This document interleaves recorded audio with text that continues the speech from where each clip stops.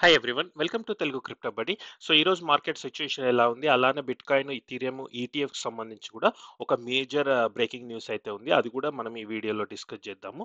So మనం నిన్నటి నుంచి ఈ లాస్ట్ 24 అవర్స్లోనైతే బిట్ కాయిన్ ఇంకా కొంచెం డౌన్ ట్రెండ్లోనైతే ఉంది. సో దానికి ఒక మేజర్ రీజన్ కూడా మీరు చూస్తే ఈ సైకిల్లో కూడా ఈ క్యాండిల్లో కూడా జస్ట్ అంటే ఓన్లీ ఫ్యూ అవర్స్ బ్యాకే మనకి డౌన్ ట్రెండ్ స్టార్ట్ అయింది. దానికి ఒక దాని రీజన్ ఏంటి అన్నది కూడా నేను ఎక్స్ప్లెయిన్ చేస్తాను. బట్ ఓవరాల్ మనం క్రిప్టో మార్కెట్ చూసుకుంటే లాస్ట్ 24 అవర్స్లో పెద్దగా తేడా ఏం లేదు. యాక్చువల్గా అయితే కొంచెం డౌన్ అయిందని చెప్పొచ్చు.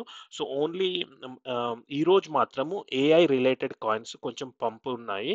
సో కొన్ని ఏఐ బూస్ట్ వచ్చే న్యూస్ యుఎస్ స్టాక్ మార్కెట్లో ఉండడం వల్ల ఓవరాల్గా యుఎస్ మార్కెట్లో ఏఐ స్టాక్స్ అలానే క్రిప్టోలో కూడా ఏఐ రిలేటెడ్ స్టాక్స్ కొంచెం పంపాయి. అందుకే మనము ఏజీఐఎక్స్ అయినా ఫెట్ అయినా ఇవి రెండు కూడా పంప్ కావడానికి అదే రీజన్. సో మీరు చూసుకుంటే టాప్ 100లో అలానే టాప్ 200లో కూడా సో పెద్దగా గ్రీన్ అయితే ఎక్కువ లేదు. ఈ ఓన్లీ ఫ్యూ 5-6 కాయిన్స్ వరకే కొంచెం హ్యూజ్ పంప్ అని చెప్పవచ్చు. ఈ బ్లాస్ట్ అన్నది ఈ రోజే ఏ డ్రాప్ అయింది కాబట్టి అది కొంచెం పంప్ కనబడుతుంది. నేను మీకు చెప్పాను కదా బ్లాస్ట్ ఏ డ్రాప్ ఈ రోజు వస్తుందని చెప్పేసి. సో మీరు ఎవరైనా బ్లాస్ట్ ఏ డ్రాప్ ఫామ్ చేస్తున్నట్టయితే క్లెయిమ్ చేసుకోవచ్చు. ఆల్రెడీ నేను ఇప్పుడు సెకండ్ సీజన్ స్టార్ట్ చేశాను. ఈ బ్లాస్ట్ సెకండ్ సీజన్లో ఇప్పుడు చూస్తే 382 పాయింట్స్ అయితే సో ఫార్ ఉన్నాయి. ఒకవేళ మీకు ఇంట్రెస్ట్ ఉన్నా కూడా నేను ఈ ఇన్వైట్ లింక్ కూడా మీకు డిస్క్రిప్షన్లో పోస్ట్ చేస్తాను. బట్ నా అభిప్రాయం ప్రకారము అంటే నాకు అయితే ఒక అంత ఎక్కువ ఏం రాలేదు ఎయిర్ డ్రాప్. బట్ నేను ఎక్కువ అమౌంట్ కూడా స్పెండ్ చేయలేదు యాక్చువల్గా. సో బట్ నేను అబ్జర్వ్ చేసిన కొందరికైతే ఎక్కువ అమౌంట్ లిక్విడిటీ ప్రొవైడ్ చేసిన వాళ్ళకైతే గుడ్ టోకెన్స్ వచ్చినాయని చెప్పొచ్చు. ఇట్స్ ఆల్ డిపెండ్స్ ఆన్ అంటే మీరు ఎంత లిక్విడిటీ ప్రొవైడ్ చేస్తారని చెప్పేసి.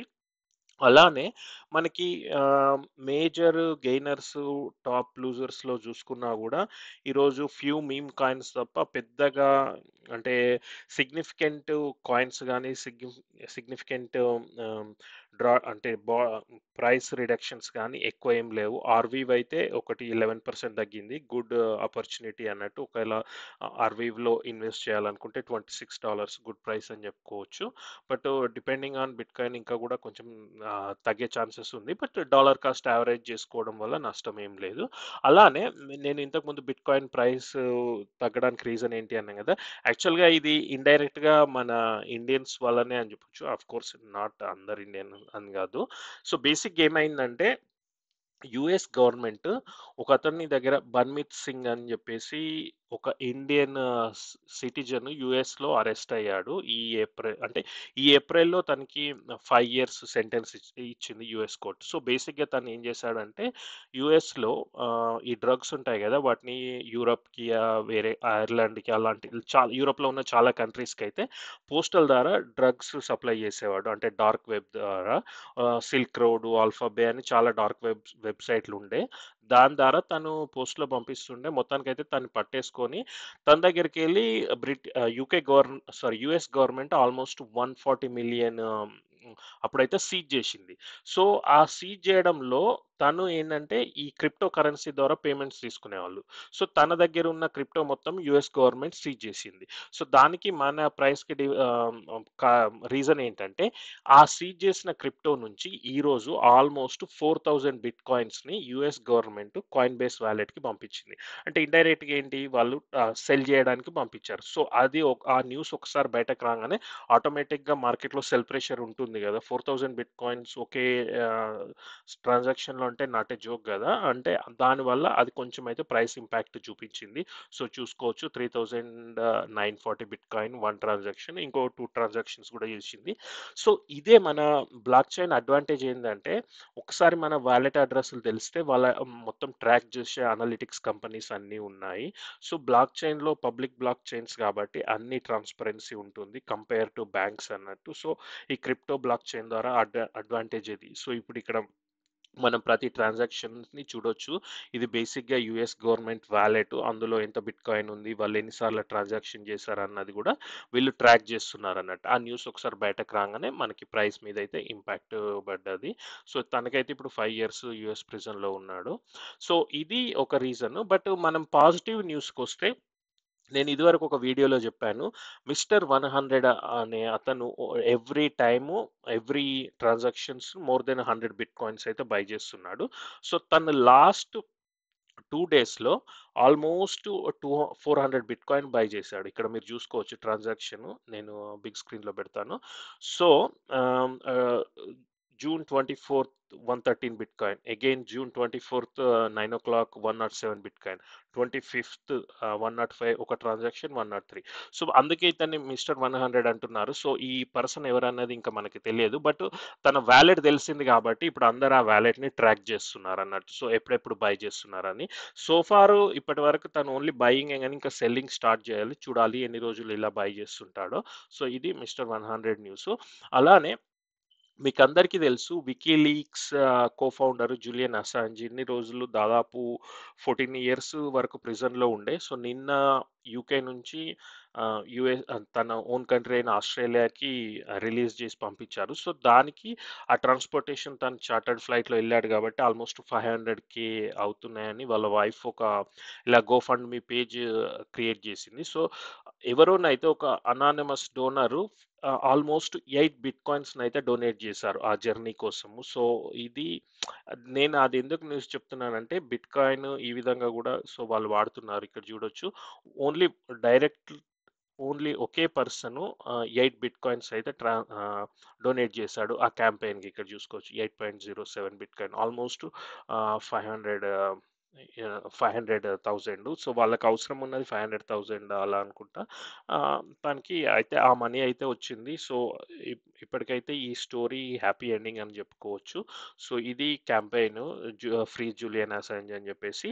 On top of that 8 bitcoin almost like 400,000 pounds కూడా మళ్ళీ డిఫరెంట్ డిఫరెంట్ పీపుల్ అయితే డొనేట్ చేశారు. ఇక్కడ మీరు చూసుకోవచ్చు. ఎవరికైనా ఇంట్రెస్ట్ ఉంటే మీకు వికీలీక్స్ గురించి ఐడియా ఉంటే మీకు డొనేట్ చేయాలనుకుంటే తనని సపోర్ట్ చేయాలనుకుంటే ఇక్కడ ఈ పేజ్‌కెళ్ళి డొనేట్ చేయొచ్చు. మీకు గూగుల్‌లో జూలియన్ అసాంజ్ గోఫండ్‌మీ పేజ్ అని కొడితే వచ్చేస్తుంది. సో, అదొక న్యూస్. అలానే ఇంకొక ఇంట్రెస్టింగ్ న్యూస్ ఏంటంటే ఇక్కడ వీళ్ళు సీఎన్‌బీసీ ఛానల్ వాళ్ళు యూఎస్‌లో ఒక సర్వే అయితే చేశారు. సో, బేసిక్‌గా వీళ్ళేంటంటే ఆహ్, అబోవ్ 3,000,000 అసెట్స్ ఉంటాయి గదా! అంటే మోస్ట్‌లీ అబోవ్ 3,000,000 అంటే చాలా రిచ్ పీపుల్ అని చెప్పుకోవచ్చు. సో, వాళ్ళనైతే ఒక సర్వే చేశారు. ఏంటి మీరు దేంట్లో ఇన్వెస్ట్ చేస్తున్నారని. సో, మీరిక్కడ చూసుకుంటే ఏజ్ 20-40 ఆల్మోస్ట్ 28% క్రిప్టోలో ఇన్వెస్ట్ చేస్తున్నామని ప్రిఫరెన్స్ అని చెప్పారు.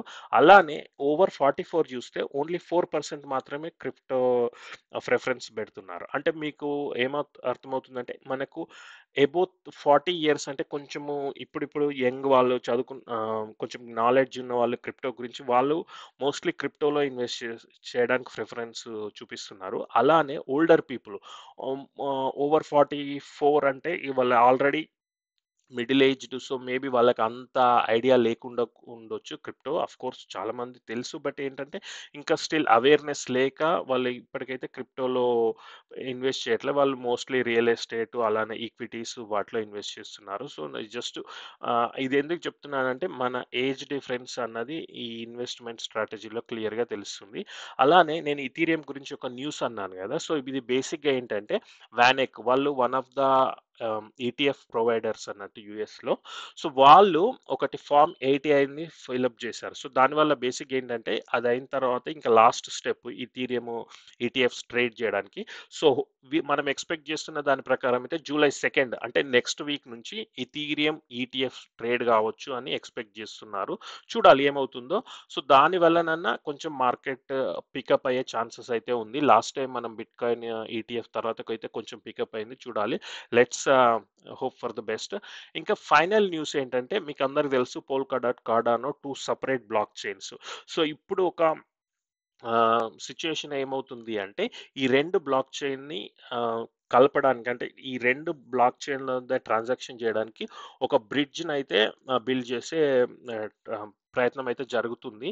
సో, వీళ్ళు ఈ స్నో బ్రిడ్జ్ అని జెప్పేసి ఒక company already Polkadot to bitcoin bridge ఉంది. సో, దాన్ని ఎక్స్‌టెన్షను పోల్కాడాట్ టు కార్డానో చేయాలని జూస్తున్నారు. సో, దానివల్ల మేబీ ఈ 2 బ్లాక్ చైన్‌ల మధ్య ట్రాన్సాక్షన్స్ పాసిబుల్ అవుతే రెండిటికి గూడా యూజ్‌ఫుల్ ఉంటుంది. సో, అది ఎంతవరకు మోస్ట్ ప్రాబబ్లీ అవుతుందనుకుంటా. బట్ టైం పట్టొచ్చు చూడాలి.